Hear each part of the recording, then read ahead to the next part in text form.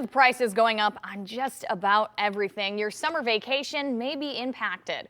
Well, this morning we do have some tips on how to keep inflation at bay and keep it away from ruining your vacation. Chris Alberta is here with us now, President and CEO of Principium Tactical Wealth Management in Brighton. Good morning, Chris. Good morning, Allie. How are you? I am fantastic. Looking forward to learning a little bit of something because I too would like to take a summer vacation. What would you say is the number one easiest way that people can avoid some of those inflation worries during the summer vacation year ahead?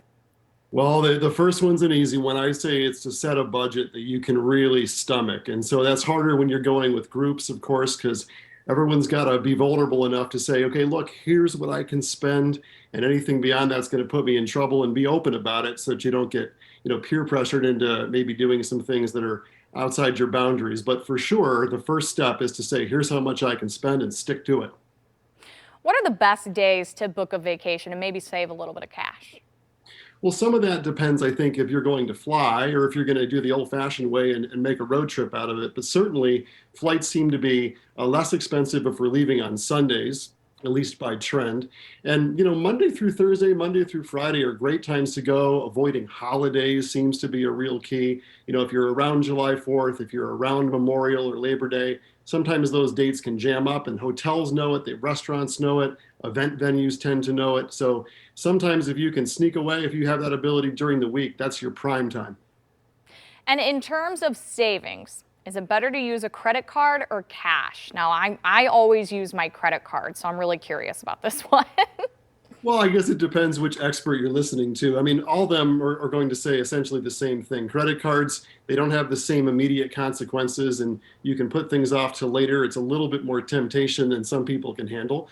Could you put a bundle of cash in an envelope and say, once this is gone, I'm done? Yeah, that would certainly keep you in check, I think, for sure. I think the temptation's usually there to try and get some miles or some cash back. But the safest method would be to take an envelope of cash and know what you're going to spend before you go. Just make sure you don't lose that envelope. That's key, right? Absolutely. That would be my fear. That's why I usually go for the credit card, because staying organized can be difficult for me, but that is very good advice. Now, any plan B options people should maybe consider this summer, especially with inflation so high?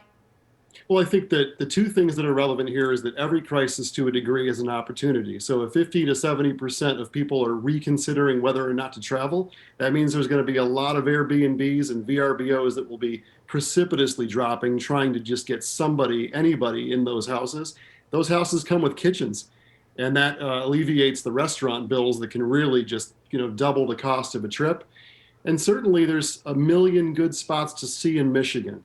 And, that's just a 3-4 hour ride. And sometimes we can rediscover something that's already as majestic as anything we could see elsewhere right in our backyard. Would you suggest that people cancel their trips this year just because of high prices? No, not necessarily. That's, we're not in a recession technically yet.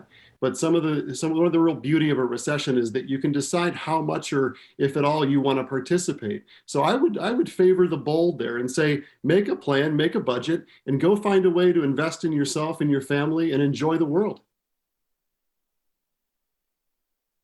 Summer vacations. Chris, thank you so much for joining us on the show this morning. Got it, Allie. Talk soon.